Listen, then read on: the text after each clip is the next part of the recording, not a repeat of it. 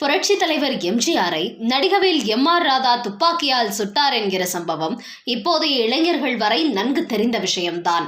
MR. Radha எதற்காக சுட்டார், இருவருக்கும் என்ன பிரச்சனை என இப்போது வரை பல பேர் பலவிதமான கதைகளை சொல்லி வருகிறார்கள்.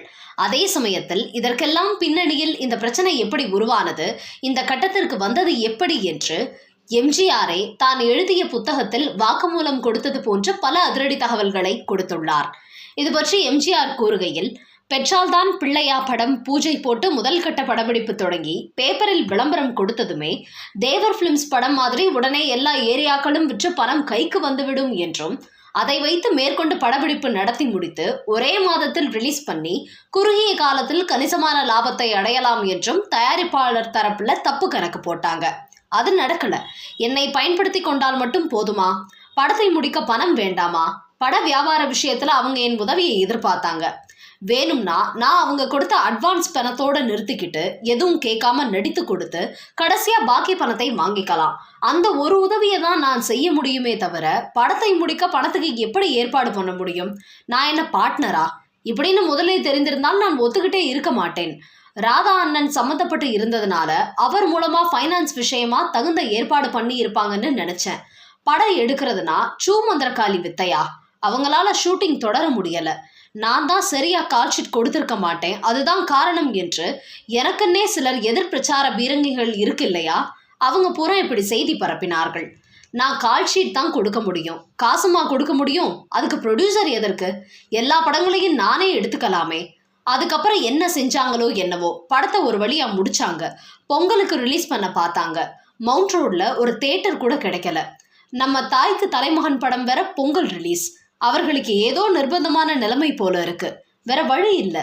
திருவள்ளிக்கேணியில ஹிந்தி படங்களை போடுற ஸ்டார் தியேட்டரை இடைக்காலத்திற்கு அவசர தேவையாக சில வாரங்களுக்கு மட்டுமே பேசி முடித்து டிசம்பர் மாதத்தில் 2 கெட்ட நாளில் கிடைத்தது வரைக்கும் லாபம்னு நினைச்சு ரிலீஸ் பண்ணாங்க. ஒரு நல்ல மாறுபட்ட படத்தை இப்படி ஹிந்தி பட தியேட்டர்ல போட்டு வீணாக்குறாங்களேன்னு நினைச்சு நான் ரொம்ப வருத்தப்பட்டேன். இதே கதையை எம்ஜிஆர் பிக்சர்ஸ் பேனர்ல நாமே முந்தைய எடுத்திருக்கலாமோன்னு நினைச்சேன். அவங்க விட்டு ஷூட்டிங் நடத்ததுனால அவங்க மேல எனக்கு இருந்த அக்கறையும் நம்பிக்கையும் போயிடுச்சு.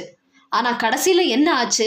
என்னோட எதிர்பார்ப்பையும் மீறி முதலா எம்ஜிஆர் படம் ஸ்டார் தியேட்டர்ல ரிலீஸ் ஆகி வசூலையும் வாரி கொட்டி பொங்கலையும் தாண்டி 50வது நாள் நெருங்கிக்கிட்டு இருக்கு.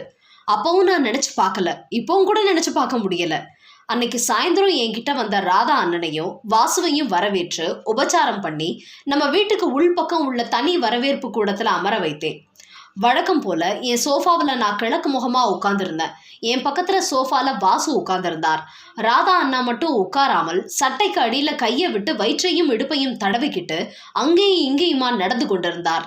ஏன்னு நிக்கிறீங்க, உட்காருங்க, என்ன வேணும், பாத்ரூம் போகணுமா அப்படின்னு கேட்டேன். வேணாம், இப்படி நடந்தால் சரியா போயிடும் அப்படின்னு ராதா அண்ணன் பொய் சொன்னார்.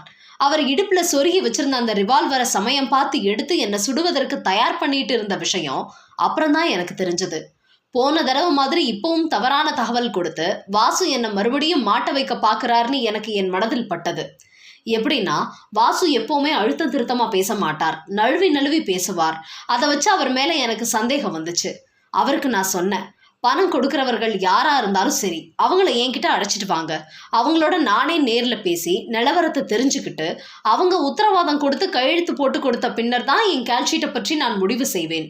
அது வரைக்கும் தயவு செய்து என்னை தொந்தரவு பண்ணாதீங்க.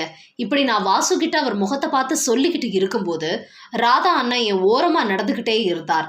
திடீர்னு ரிவால்வரை எடுத்து அதோட முனையை என் இடது காதுக்குள்ள வச்சதும் ஏதோ ஒன்று காதுக்குள்ள நுழைதே, என்னன்னு பார்க்க சட்டுன்னு திரும்பினே இல்லையா? அந்த வேகத்துல காதுக்குள்ள இருந்த ரிவால்வர் முன்ன வழுக்கி கழுத்து பக்கம் வரவும் அடுத்தடுத்து சுட்ட அந்த 2 குண்டுகளும் என் கழுத்துக்குள் போயிருச்சு. நான் காதை கையால் பொத்திக்கிட்டு என்ன இப்படி செஞ்சிட்டீங்கன்னு கேட்டபடியே எங்கே மறுபடியும் சுட்டு விடுவாரோ என நினைத்து ஒரு நொடியில் பாய்ந்து சோஃபாவுக்கு பின்னால் உட்கார்ந்து மறைந்து கொண்டேன். நான் செத்து விழுந்து விட்டேன் என்று அவர் முடிவு பண்ணிட்டார். இவ்வளவுக்கும் ஹாலுக்கு பக்கத்து ரூம்ல நம்ம திருப்பதி சாமி அண்ணன் இருந்தாரு. அவர்கிட்ட எப்பவும் என் ரிவால்வர் இருக்குமே.